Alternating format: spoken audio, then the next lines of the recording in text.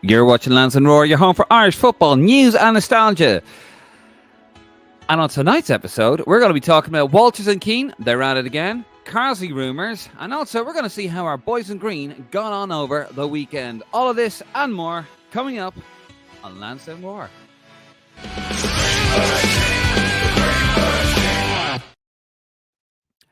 Well, you never would have guessed it. We haven't been around for a little bit. David Dunn here, joined by Nick Menzies and Martin Prendergast on our very first Lansdowne ROAR live. The name has changed, but the great taste remains the same. And we, of course, are the voice of the fans. And we want to hear from you. We want you to have your say. So nothing's changed there.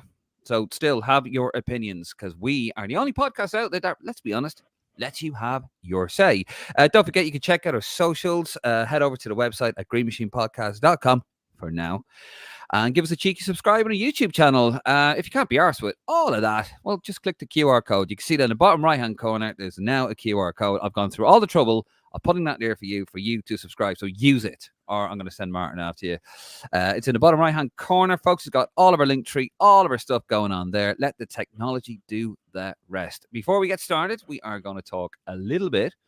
First, we do have some big news coming ahead tomorrow. That doesn't make any sense.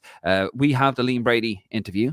There you go. That is released in full tomorrow on the YouTube channel. That is at 6 p.m. Oh, where do we subscribe to the YouTube channel? If you're not watching us on YouTube and Facebook, hit the QR code. It's on there. There's no excuse for you now. I've made it so simple for you to subscribe to our channel. Seriously, it's going to get violent in a minute if we don't subscribe to our YouTube channel. That comes out tomorrow, 6 p.m. It was recorded on the 14th of December. Martin did a fantastic job of interviewing the great Liam Brady. We got a clip from that later on and a few responses to that. 6 p.m. tomorrow. Don't forget to get on that. Well, before we get into it, just to explain a little bit, in case you're new to the scene, who we are. Well, David Dunn, you got Nick Menzies, and you have Martin Prendergast. And we are Ireland fans. We're mad Ireland fans. We go to all the games, although only one of us has a 100% record, just saying. Well, that was last year anyway. Hopefully again this year. And basically, we go to all the games. We do live streams. We stream before the game. When the team's announced, we let you have your say on that. And then straight after kickoff, we let it fly. And of course, we find that a lot of podcasts out there kind of water things down a bit, don't really let you have your say on the matter. We don't. We are very blunt, we're very honest, and we're very down the middle. Well, we try to be anyway, unless Martin's going on about Roy Keane then. Oh boy, we'll be talking about him later on. Anyway, chaps, all of that's out of the way. Welcome back. We are live. Set us open the top right-hand corner. Nick, how are you doing? Happy New Year to you. Happy New Year, gents. Yeah, all good. Looking forward to a new chapter in what was the Green Machine, now Lansdowne ROAR. So exciting times ahead in 2024. That actually rhymes, doesn't it? It does. You're a poet. You didn't even know it, Nick. There you have it. Martin, how are you still? And of course, Martin not only is a member of a part of our wonderful podcast. No. Not only is he the chairman of the London Supporters Club, Risk London, he's also the chief ticket officer of the FAI as well. Martin, say hello. Come on. If you, he's always at the matches. If you, he's officer or tout. Oh, he's always out there anyway. He's got a big suitcase full of cash and tickets sticking out. So it's very easy to spot. Is that right, Martin? That's right, yeah. And you might be surprised by my Jack Grealish, Declan Rice accent. So, yeah, that might confuse a few people. But I am, as my little kind of label there says, I'm the codfather of the Lansdowne ROAR. Cod being obviously in a tribute to one of my favourite Ireland players who I don't really want to say if he's ever going to play for Ireland again. I know you lot probably don't want him to, but yeah. Well, yeah, our codding, as we say, it's an old Dublin phrase. Is a cod. Yeah. As you can tell, by the way, if you're watching us on YouTube or listening to us on the podcast, if you're listening to us on Spotify, well, welcome. Although you should be watching this live on the YouTube channel. You can probably see, if you are watching on the YouTube channel, I have a bit of a construction site behind me. I'm still moving into my new dig, so I do apologize about that. But not really anything exciting going on behind me here, lads. I swear, it's just a rabbit. Actually, it's just a rabbit, a three-legged rabbit running around. Anyway, right. I'm excited about this, guys. I really am. I want to get into this. I want to get into the first segment. It is the return of... Yes, return, isn't it? It's iBig. Oh, God. Yeah. It's the return of iBig, yeah. It is the return of iBig. Our boys in green, yeah. Yeah. And it's FA Cup weekend, so, it won't be as thin as it normally is, but still a little bit on the old thin side. And I can't seem to find the little video package I've done for that. Just visualize it. New year, new us, lads. New year, new Yeah. us. It's going well. It's going very well, isn't it? No, it's gone. I do apologize, folks. It has been a bit of a weekend. Anyway, music. There you go, Nick. Your time to shine, pal. We're sinking here. Save us. Yeah, no, it's all good. So, iBig, just anyone who's new to the podcast, I know, seeing a few comments coming in, a lot of regulars, which is great. Our Welcome boys back. in green, yeah, welcome back. Our boys in green is our update, our stats update of how all the Irish players got on over the weekend, apart from League of Ireland players, because James McLean will be offended. yes, because James McLean will be offended. So yeah, it's just basically the players outside of Ireland. I suppose players in the national team, players on the cusp of the national team, and then some other players of note. So just to start it off, and I see a comment coming in already that we'll get to later. So Sammy Smoddock's 3 goals for Blackburn Rovers in their 5-2 win over Cambridge United. Joe Quigley, former Ireland under-21 international, formerly of Bournemouth, I think. He scored a goal for Chesterfield. Of course, Paul Cook's Chesterfield. They narrowly lost 2-1 to Watford. That was very, very near to being a cup upset, but sadly not to be. Jack Taylor of Ipswich Town, who's been in and around the Ireland squads in the last couple of years, he scored in Ipswich's 3-1 win over Wimbledon. Tyler Goodrum, a under-21 international for Ireland, he scored for Oxford United. They lost 6-2 to Coventry City. Tom Cannon, who doesn't really know if he's English or Irish at this stage, but we would love to have him. Tom, if you're listening, which you're certainly not, we would love to have you on board. He scored a goal for Leicester City in their 3-2 win over Millwall. Sinclair Armstrong, a goal for QPR in their 3-2 loss against Bournemouth. Of course, QPR were 2-0 up, sadly going down to Premier League Bournemouth. League Two, then, just a couple of notes here. Actually, before I go into League Two, there is 2 more FA Cup stats that came through today. So Tom O'Connor scored a goal for Wrexham in their 1-0 win over Shrewsbury Town, and CJ Hamilton, twice capped, I think. Pretty sure he's twice capped, an assist for Blackpool in their 2-2 draw with Nottingham Forest. And one stat to bring you from League Two, that was Derby County's 3-1 win over Fleetwood Town, and that was a goal by James Collins, assisted by, can we say, former international Conor Hanrahan? I think yes. I want to hope so. Yes, I think 2 former internationals there. So there's your boys in green for the weekend, lads. Very well. Actually, just before we do, just a couple of very young players. I suppose playing over the weekend. So of course we mentioned, we mentioned Sammy Smoddock's, didn't we? We mentioned Sammy Smoddock's, and there's Aaron Finnerton. I got that completely wrong, didn't I? Finnerton. Aaron. Where did I get Aaron? Rory. Jesus Christ. Are you taking my New disease? New year, new me. My God, Rory Finnerton. So Blackburn Rovers. So what a start, lads! What a start! Brain fart. And if you're watching on YouTube, you can actually see he doesn't have a sponsor because he's too young to have the Blackburn sponsor because it's the 15 years of age. 15 years of age. Don't they promote vapes? Is that what it is? Vapes, and he's too young to. Yeah. So a very young guy, and then one coming through today, lads. Aaron Ochoa Maloney, starting from Malaga against Real Sociedad in the Copa del Rey. He's only 16, qualifies for Ireland, has played underage for Ireland as well. So that's Aaron Ochoa Maloney. Jesus, I'm butchering the name. Anyone who's new, Dave is our name butcher, but I'm trying to take the 2024 title. Yeah, I mean you're doing. I normally butcher the. So Rory Finnerton. Rory Finnerton, not Aaron Finnerton.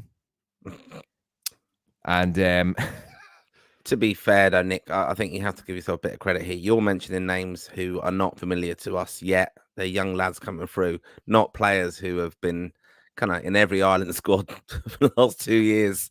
Oh, really? And how does one say Tony O'Donoghue, Martin? Tony O'Donoghue. There you go. Donegal, like some sort of fucking pastry or whatever. How do you say Matt? How do you say Matt Doherty? Say Doherty for me, Martin. Doherty. Doherty. Look, he almost kills him to say it. It's hours of Irish elocution lessons. It's going against every fibre in your This being. is what happens on this show, everyone. Just like this is the type of bullying that Roy Keane perhaps allegedly did of people in the Ireland squads at times, and this is why Stephen Ireland left as well. It was the type of bullying of people. Well, that's a beautiful segue, actually. Martin isn't just the only granny ruler, as Nick would say, on the podcast. We're going to talk about another one. We're going to talk about John Walters. And I'll tell you what, lads. Well, I played a clip of Roy Keane picking out John Walters on the road show, the Off the Ball road show 4 years ago. 5? Are we allowed to say off the ball anymore? Probably not. Probably not. No, I'm probably going to get nutted by one of them when they see me in March at the Ireland game. But we're going to play. They like doing that, don't they? No comment. I think they're wonderful lads. Wonderful. And I think it's right that they charge. How much did they charge again? More than us anyway. More than us. Yeah, that's right. We're free, guys. Just putting it out. Anyway, we better not slag him off because he might call us under copyright. It's about a 2-minute clip. Joe might get upset again. Yes. He only gets upset at you, Nick. But here's a 2-minute clip. This is Roy Keane picking out John Walters, and then we have John Walters' reply because it's an old clip. It's 5 years old, but John Walters was asked about this clip on TalkSport during the week by Goldstein and Darren Bent, and I listened to it as well. And basically, Walters has a response. But we're going to play the clip first. Here you go. About 2 minutes, guys. I know all about him. Are you going to tell us? Bluffer. Again, talks a good game. And then there's the circuit, of course. There's all the circuit stuff. Goes on the TV, how harshly he was treated by me. He's crying on the TV, family situation. He's the only one who's... Don't do me a favour. Not kick the ball for Burnley for 2 or 3 years. Used to be driving the train, he'd be on the radio. You know what I mean? Why don't you lay low for a while? Lay low, take it easy. Sorry, look at his medals. Oh, that wouldn't take long, yeah.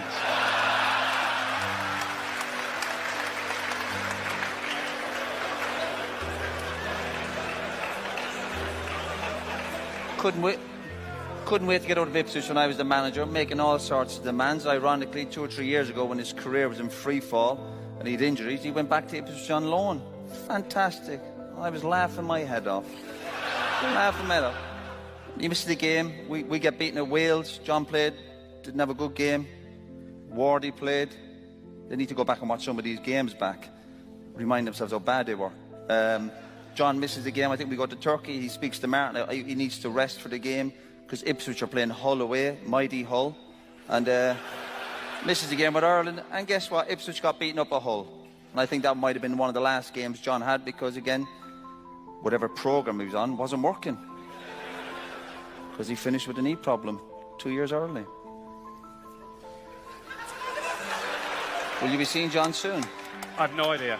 Probably not now, I suspect. Oh. That's not my best to him. I'll be sure. No, he promised to pay me a visit at my house a few years ago and I'm still waiting. And I gave him the address. Good old John. Martin, will we give you a few more minutes to finish off before you want to talk about that? Just saying. I'm just getting very excited there, Martin.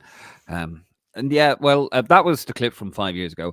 Going to read some extracts from John Walters, his response to this. It's a lengthy, meaty response to this on Twitter, but I'll be as quick as I can.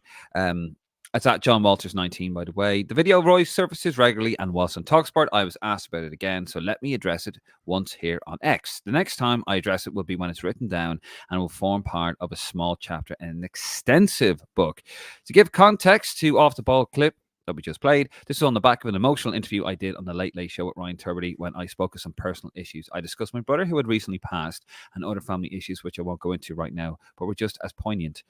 I am an individual who stands up for what I believe is right, but there are others who struggle when people don't capitulate to them. The issue for those who make things up is ensuring there's no evidence to the contrary, and in this case, there is. Make no mistake, when Roy crossed the line at Ipswich, I put him firmly back in his place, and I was fully justified with my response. Many years later, when he regurgitated his thoughts whilst we were on international duty with Ireland, history repeated itself.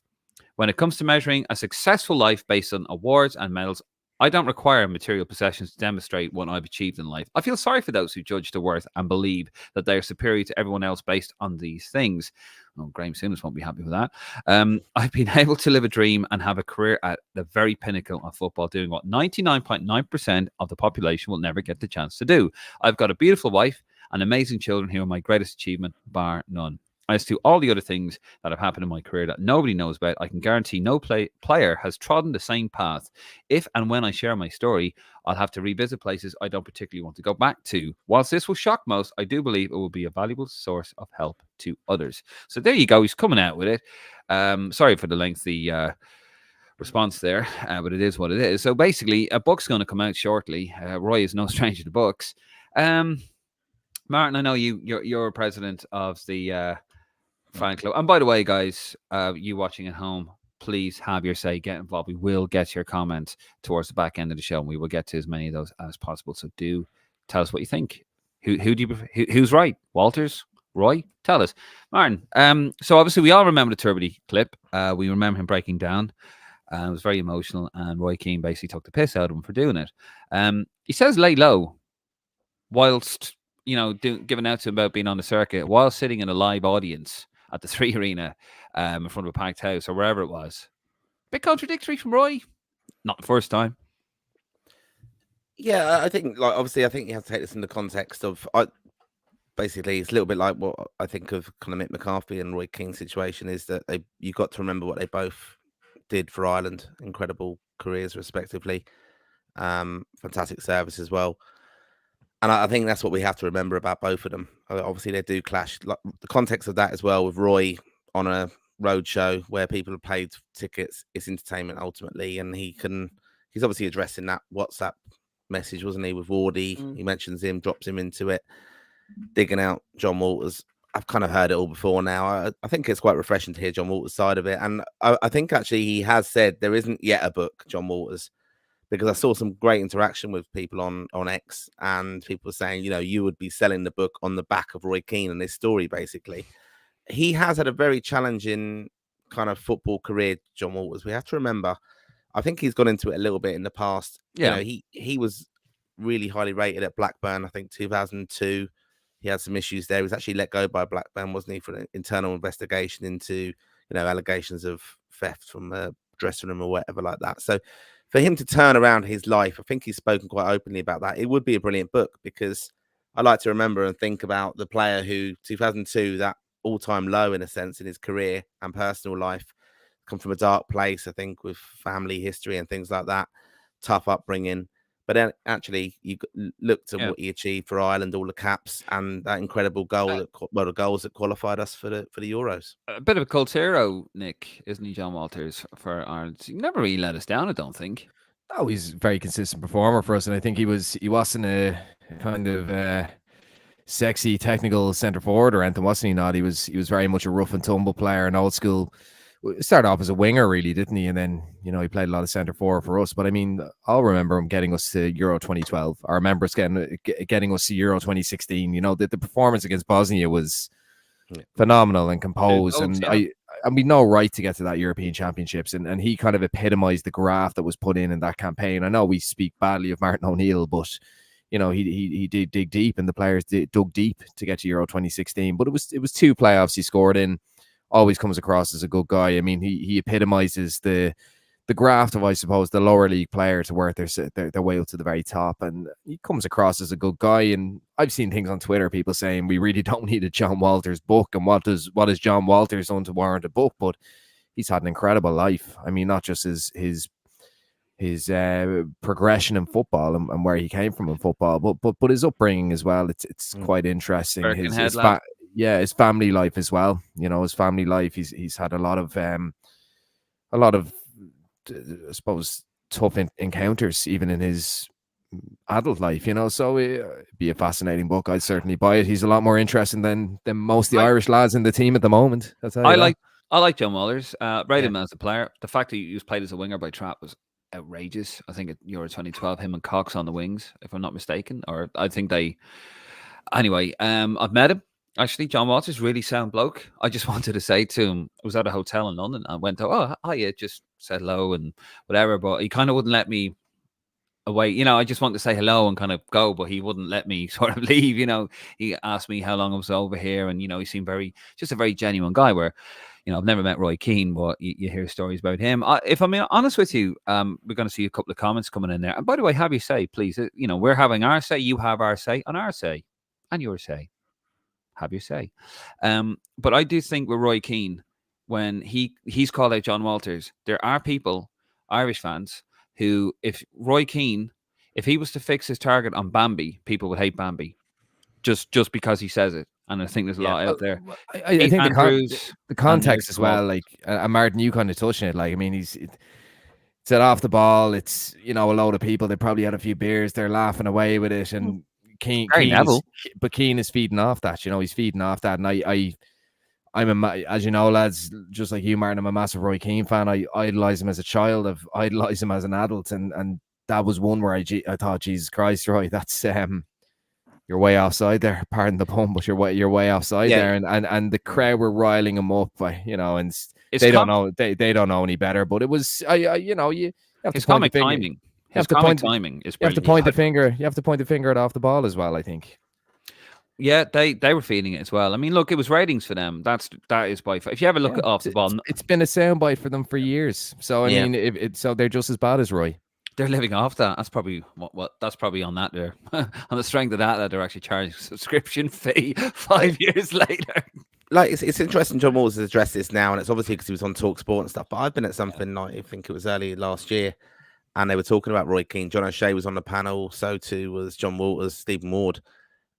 They spoke glowingly of Roy, to be honest, of what he brought to it, the professionalism and stuff. And there was none of that kind of stuff. It was more that, we all looked up to him as we could understand how he set the demand so high. Now, maybe that was a little bit because John O'Shea was there as well, bit pally with him and stuff. But no, I thought he come across quite well. And it was a Manchester audience, probably, to be fair, but very much an Irish one. And Shay Given too was there. But I think it came across quite well. And I probably got the clip of it, actually, that John Walt was talking about it, because it was just, they actually loved working with him, and they were just saddened, actually, how he kind of ended with him and with Martin O'Neill and stuff. What I'd say about Walters is, if you look at some of the top players, like O'Shea won everything, didn't he? And if you look at, say, David Beckham, and I don't think he mentions in his documentary, but he's been documented plenty of times, singing the praises of Roy Keane, top players. We saw Casemiro, who never played with him. Didn't he run up to Keane just before he signed? So he's massive respect from the top players. I'd say the reason Keane struggled at Ipswich, and the reason Keane struggled, I suppose, at the latter stages of Sunderland, he was working with a very different player to what he played with at Man United, and probably looks down at Walters and probably communicated different with Walters compared to how he communicated with these top pros who were, for one thing, giving everything, but also capable of giving everything because they were so good. So I wonder if it's a bit of a tier thing with Keane as well. And maybe a tier thing with Walters because he didn't play to the level Keane did. There's always a snobbery. I mean, I mentioned Graham Souness because Souness is an 80s version of Roy Keane. He was the same as a player, as a manager. He couldn't handle it because, look, I get it. Why can't you? Because you're a top player. You're a tippy top player. You're world class. These guys aren't. So you have to learn to cut your cloth accordingly. What I have to laugh at, though, with Roy Keane, and we'll wrap this up in a minute, is that he's having a go at a guy whose career ended. I think he stopped playing at 34. Sure, Roy Keane stopped playing when he was 34, didn't he? 35. His last. Do you know when his last friendly away game for Ireland was? Roy Keane. His last away friendly.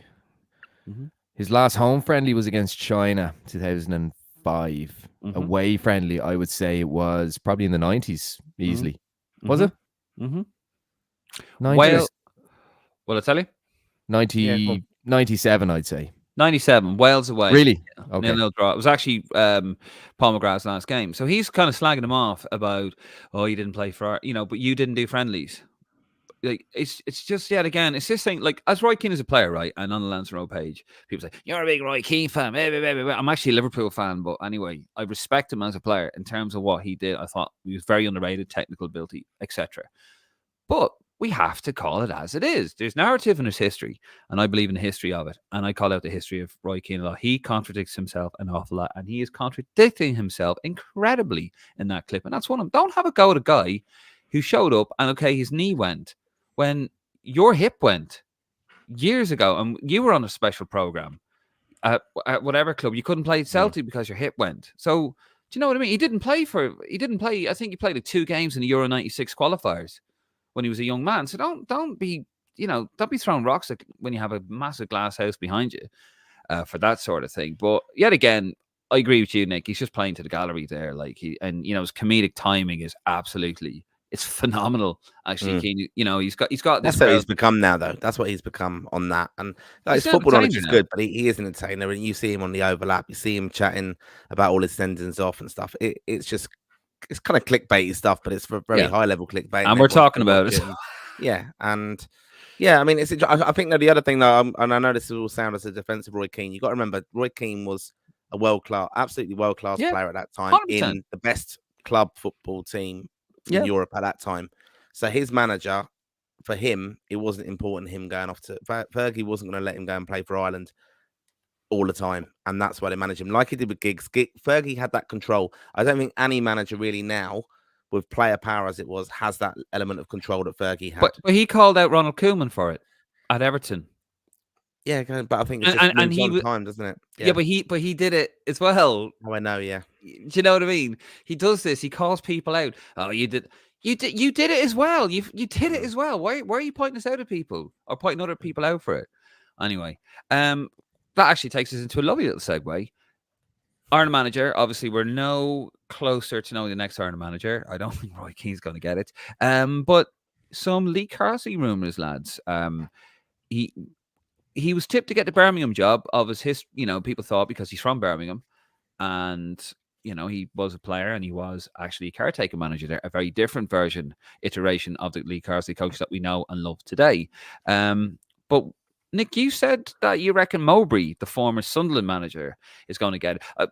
And actually, just for a bit of clarity, Birmingham just sacked their manager, Wayne Rooney, after Irish qualified Wayne Rooney. Irish qualified Wayne Rooney. 83 days. 83 days. What was it? 2 wins in 18 games after John Eustace, Stephen Kenny's former assistant, was fired after being in 6th place. Yeah. But anyway. Mowbray to Birmingham. Unofficial reports. I think he's favoured for the job, and there was somebody else. It's gone out of my head, but anyway, I'm having a blinder tonight, lads.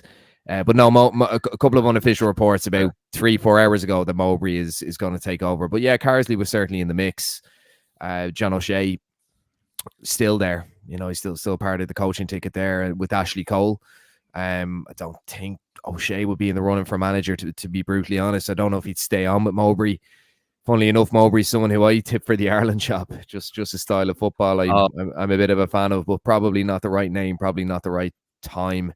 Did I ever tell you, from my mate Frank, I'm going to name him, when we mentioned Mowbray, and it was a couple of us, you, me, Nick, and it was another lad, I won't mention him. I was like, yeah, Mowbray wouldn't be bad. He just sent me abuse.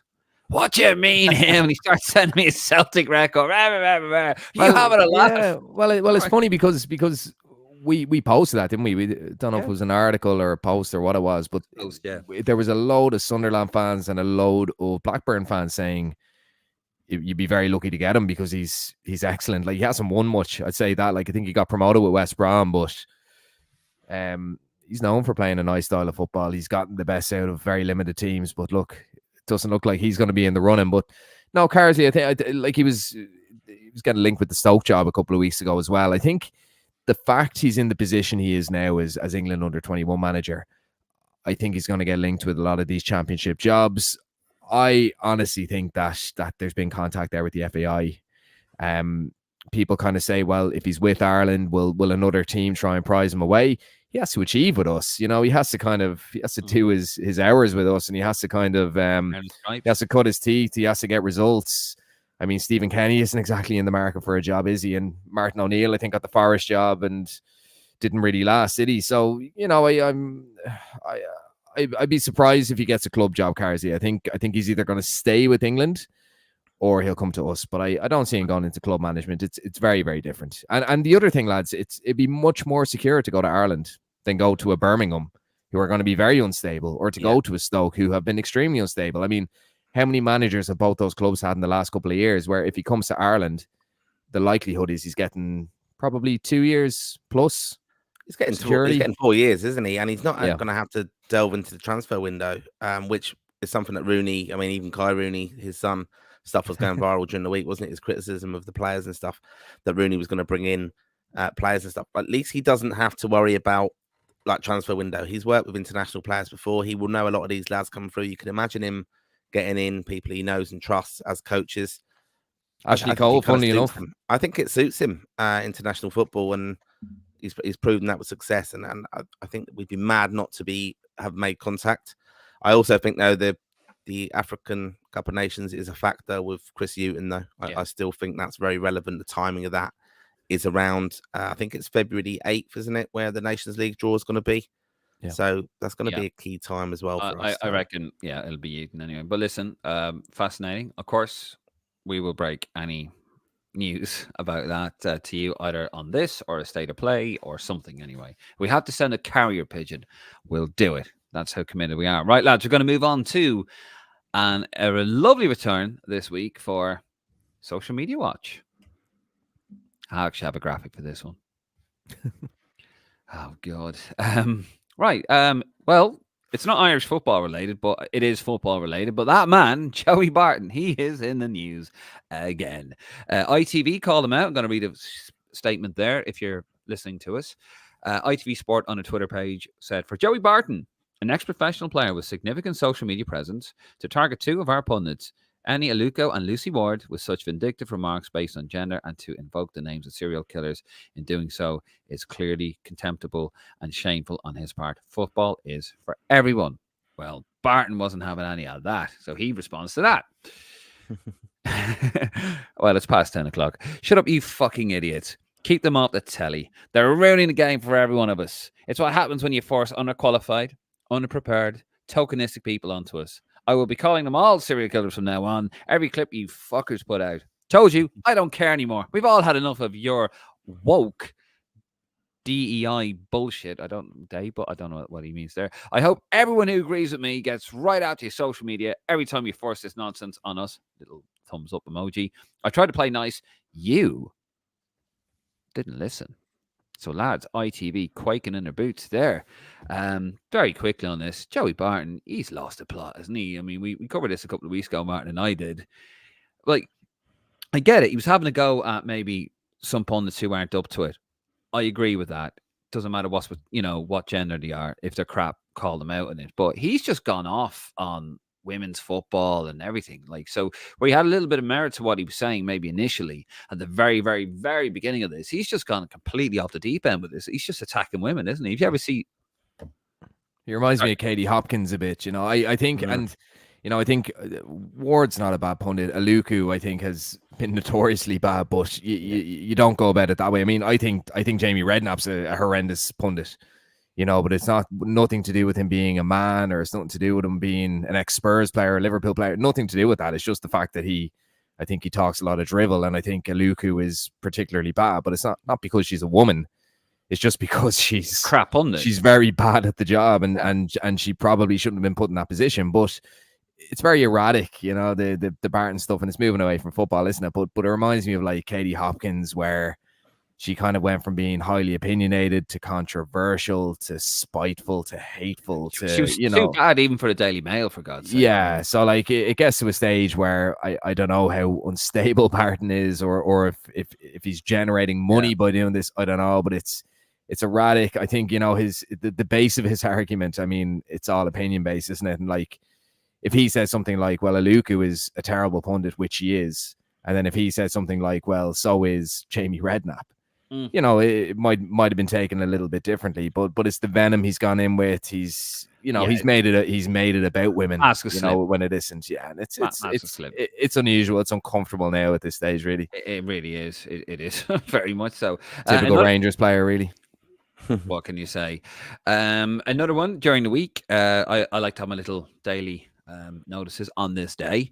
I posted a lovely fact about Mark Lawrence, and not a lot of people seem to know about, which is weird, but it's what we try to do. Anyway, on the 3rd of January 1986, Mark Lawrenson applied for the vacant Republic of Ireland job. For those of you listening, I've put the graphic up, which is on the Facebook channel.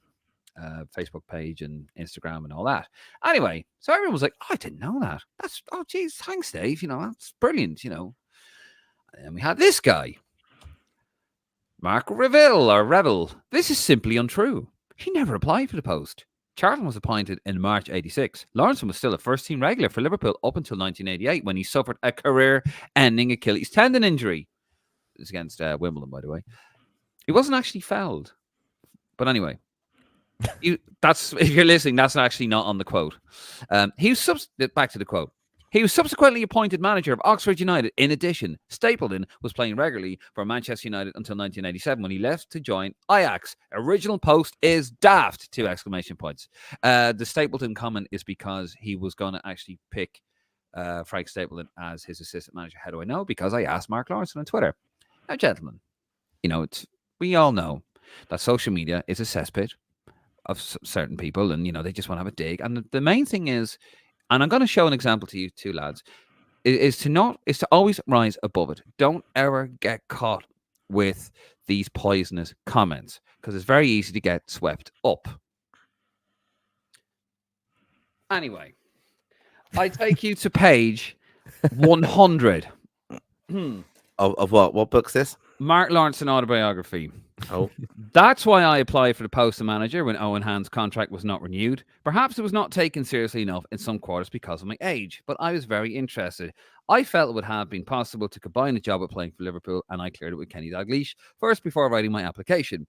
I felt I had something to offer. I knew all the players, and I had my own ideas on how I might improve things. I had even got my assistant lined up, Frank Stapleton, someone I knew and trusted and who thought along the same lines as I did. The more I thought about it, the more I fancied a crack at it. History now is that it went to Jack Charlton, and 3 days after the appointment, I received a letter from the FAI thanking me for my interest and promising to keep me informed of my developments. Are you watching, Mark? There you go.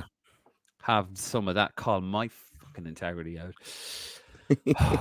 Right. I don't think we're beating that. I think we roll the credits on that. No, just joking. There was another comment here actually.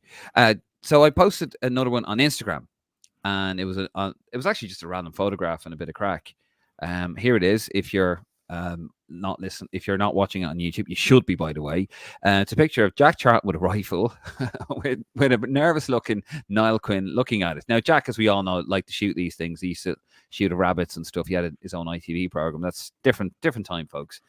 So my caption was Jack reminding his players of the perils of playing it short, which I thought was a very underrated comment, but there you go. And this is why you should always follow us on social media, guys, because you don't know who's gonna comment. And none other than friend of the podcast, Terry Phelan on Instagram said, I was there that day. It was staffy players and the players were winning. Big Jack throws a tantrum and he walked off because he was losing. Good hell, Jack. Thanks for that, Terry, if you are watching. And he does actually watch, and he is a friend of the pod. So yet again, you just never know what you're going to get.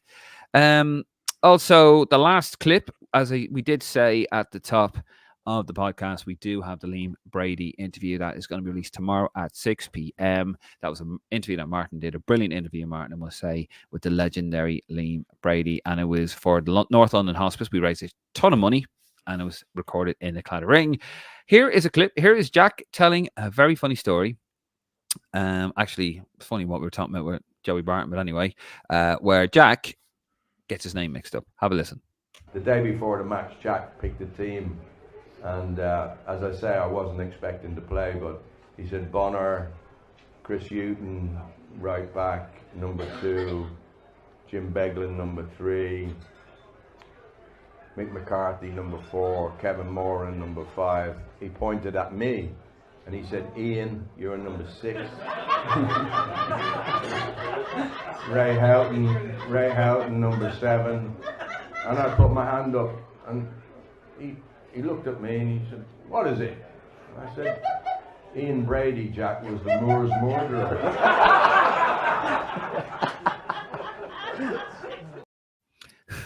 That is a great interview, actually. That will be coming up on YouTube tomorrow at 6 p.m. Remember, guys, if you're watching, there's a QR code. Press it. I've designed that. I found it in a milk bottle on my porch. I took it out and I read it. That QR code. Use it. 6 p.m. tomorrow, that full interview.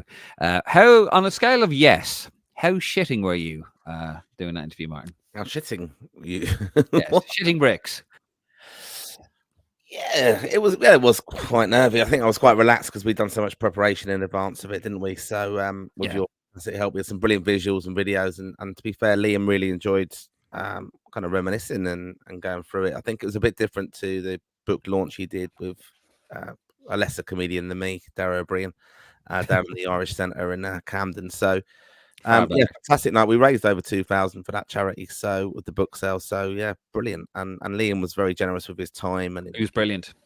He was absolutely amazing, like the stories, and he loved seeing the footage of that we prepared and showed him. And there's some brilliant clips from it, which we don't want to do too many spoilers, but there's a good little comment, isn't there, on Mr. Henri that's well worth watching it for. Oh, it really is, Thierry Henry. That interview is out tomorrow. That is out on the YouTube channel. And if you want to subscribe to the YouTube channel, well, just press the bloody QR code or just put your phone over. Just put your camera over it and it'll come up. That's a Liam Brady interview. Great interview. Martin did a fantastic job. And it really is. I enjoyed watching it back. And actually, another follower on Twitter this time, because we shared it on Twitter, it was Mr. Jim Beglin, another friend of the pod. And he mentioned Jack, well, he called me Jim Belgium once too. He puts a little Belgian flag on it. And then actually George Hamilton gets in on the jape, gets in on the action. And Jim Beglin goes, indeed, George, Jack knew what he was doing, even if he struggled with the names after George said, happy days, Jim. So it's all good fun, our little community that we have. So you never know who's going to comment on our stuff. So head over to our Twitter, our Facebook, our Instagram, and of course, follow us on YouTube for the love of God. Right, lads, shall we get? Is that it? Have we done all the social media? I think we have. Are we ready for the comments? Oh, yes. Yep. Right. We did ask you at the top of the show, get involved. We are the voice of the fans. Don't ever forget that. We will read out your comments. Just don't say anything too stupid. Like Callum O'Dowd should play for Ireland, that kind of thing. Darrell O'Connor, he starts off. He wishes as well. Darrell, how are you doing? Paul Brown, lads, what's going on with Sammy Smolix? He got a hat-trick last night. Yeah, I tried to get a bit of engagement with him and asked him, well done on the hat-trick, and are you happy? Are you looking forward to seeing who the next Ireland manager is going to be?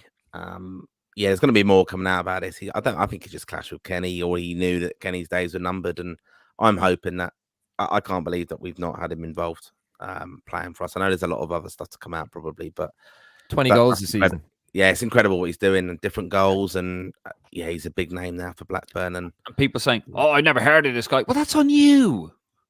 That's on you if you've never heard of this guy. Yeah, what I don't like as well, people saying, "Oh, the age of him, or we should be building for the future and stuff." This guy's scoring week in, week out in a really competitive league, and that's the level we're at, Championship. And I don't think we can ignore it if he's eligible for us. It's ridiculous to say, "Oh, we should just be going with other people." I don't get that at all. 2 points on that. I mean, Wes Hoolahan was older than him when he actually started playing for us, and he won over 40 caps when he was over 31, I think. And then I suppose the other point on Smolix is, people talk about age, but at the end of the day, a qualifying campaign is a year. So if he's 28, if he gets us, like, I'm not saying Sammy Smolix is going to get us to the World Cup, but like, if Sammy Smolix comes in for a campaign over the space of a year at 28, makes an impact, and we qualify or we get to a playoff, that's pretty justified, isn't it? I mean, I think in football, people talk about planning for the future, but they never talk about the now. They never talk about doing it now. Like Stephen Kenny went on for ages saying, "Oh, I've planned for the future and I've done this, that, and the other." Yeah, but in the meantime, we've missed out on a World Cup in a very poor group, in my opinion. Yeah. So it's the same with club football. You look at Man United for years, well, not for years, but in recent times, they say, well, we're signing players to the future, but in the meantime, they've plummeted and those players haven't come through. So, football is results, and football is really about the now. It's about the present, and I think as Ireland fans, we need to we need to appreciate that, especially where we are.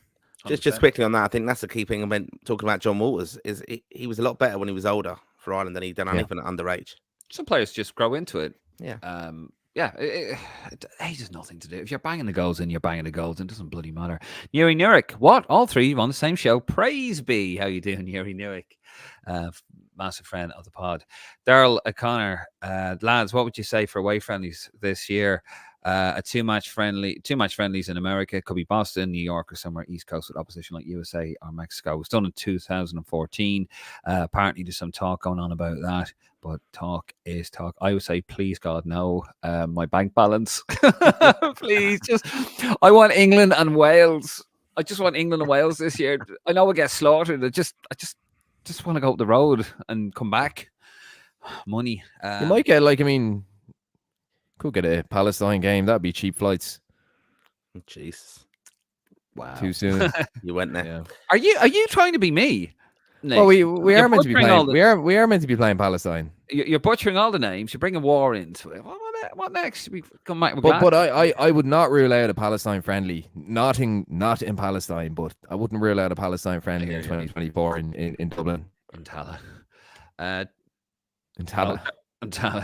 Daryl O'Connor again. Don't agree with the Wallace abuse from Roy Keane, but that mighty Hull comment is gas. Little fist bump for you there, Martin. Darren O'Grady. Walter's never the most gifted player in the world, but always 100% committed for Ireland and gave his all. If only we could say the same for the vastly more talented Keane. I touched on that. Good man, Darren. Daniel Granham. Both good players for Ireland. Always liked Walters, always liked Keane, but Keane didn't help himself, referencing Walters opening up national TV and mocking it. No poor form. Jimmy Twomley. Keane is a bully. Come on, he's the first to say keep it in the dressing room as much as a great footballer. Roy was to keep it shut, or should keep it shut. Yeah, I agree there. He doesn't practice what he preaches. I think that has been proven. Isn't that right, Martin? Of course it is. Dan, I'm really going for you in this episode, Martin, aren't I? Good. Keep you on your toes. Daniel Mullen, Keane could start an argument in an empty room. He loves controversy, normally starting it. Walters was a brilliant player for us. Good man, Daniel. Niall Barrett. Wonder will Walters list all the players in his book that walked out in Ireland during a World Cup? There weren't many. I'm noticing a lot of Walters fans here.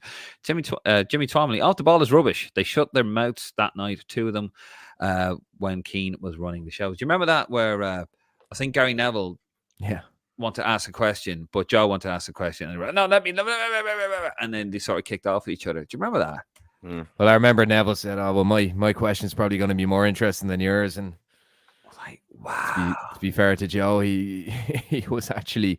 He's probably under a time frame or what's called like a timesheet and stuff. And it's unusual, those things, the weird banter. Gary Neville having a high opinion of himself. Never. Yeah. Never. I felt for Joe, but that was another kind of mob mentality kind of thing. Oh yeah. Kind of funny at the time, though, I won't lie.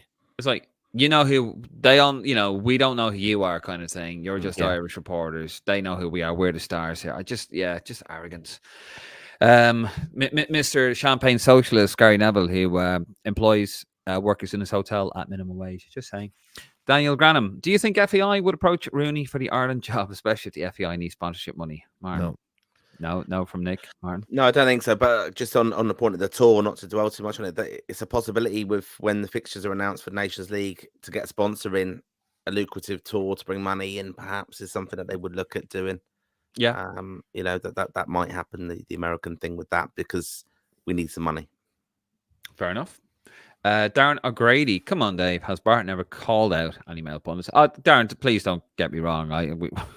We know, as I said, his comment, he wasn't wrong on what he was saying about the meritocracy of some commentators. They're just poor. They're just eye candy. I'm not just talking about the female pundits. Jamie Redknapp was brought in for the same thing during the 2000s for Sky Sports. But we know what his issue is. His issue is women.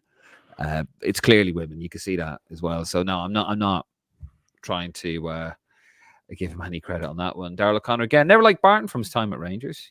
You are, Nick. Daryl O'Connor, good old Mick Barnes seems like he's having great crack with the rifle. Oh, the picture there, the Quinny pic, yeah. He actually is Bonner there. I think Cass, is that Cass behind him? Martin Fitzpatrick, how you doing, Martin? Happy New Year. Did you see the 15-year-old for Blackburn played in the FA Cup? We did. We mentioned him. What's his name again, Nick? Rory Finnerton, not Aaron Finnegan. Rory Finnerton. Finnegan. It's not Finnerton.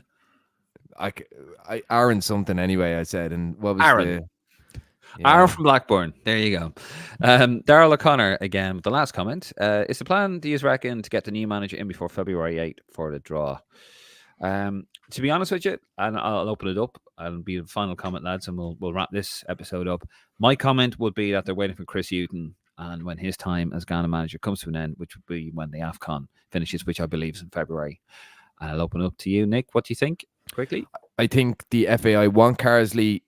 I don't think Carsley's available, and they will go for Hughton, I think. Or I also think Anthony Barry's a very good chance of getting the job. Wouldn't have him, but that's what I think is going to happen. Martin, do you concur? I think, Chris Hughton will be number one for the job, just on the basis that I don't think they're going to get Carsley. Fair enough. Because it would have been done by now. Yeah, that I do agree with. I think they're waiting for the AFCON to finish, if I'm being honest with you. So that would be very interesting. Right, well, lads, we're going to leave it there. That is the end of the first Lansdowne Roar. Thank you very much for your support, as always, guys. Thank you very much for watching. As I said, do give us a cheeky subscribe. Hit the old QR code. Just put your phone. Just get your phone. Open up the camera. Put it over the QR code, and a link tree pops up. And just hit subscribe. And just do us that favor. And I'll tell you what, when you wake up tomorrow, the air will smell fresher, the food will taste cleaner, or whatever way that goes. But your life will immediately improve. We're trying to get everything up, basically, lads, with the YouTube channel. So do that for us, please. You can also head over to thegreenmachinepodcast.com. It's thegreenmachinepodcast.com. We've got a plethora of new articles coming over there. Nick is doing some fantastic work over there. He's editing all those wonderful articles. We have a great team of writers coming in, and we got more coming in as well. So there's a lot of stuff going over on that. That is thegreenmachinepodcast.com, thegreenmachinepodcast.com. That will change. We will change the address of that. We haven't changed it just yet to Lansdowne ROAR, but greenmachinepodcast.com. Tons of articles and opinion pieces. And as I said, guys, hit the QR code. Go to our Twitter. Go to our Instagram. Give us a cheeky subscribe on YouTube. Anyway, we should be back around the next time, next week at the same time here on YouTube, Facebook. We might be going on Twitter as well. Anyway, thank you very much. Oh, and before I go, Liam Brady interview tomorrow drops 6 p.m. on YouTube. Now I shall let you leave. Go and subscribe to our channel. Thank you very much, lads. Thank you. And for all of you guys out on Facebook and YouTube land, I wish you a Happy New Year, Merry Easter, and come on, you boys, agree.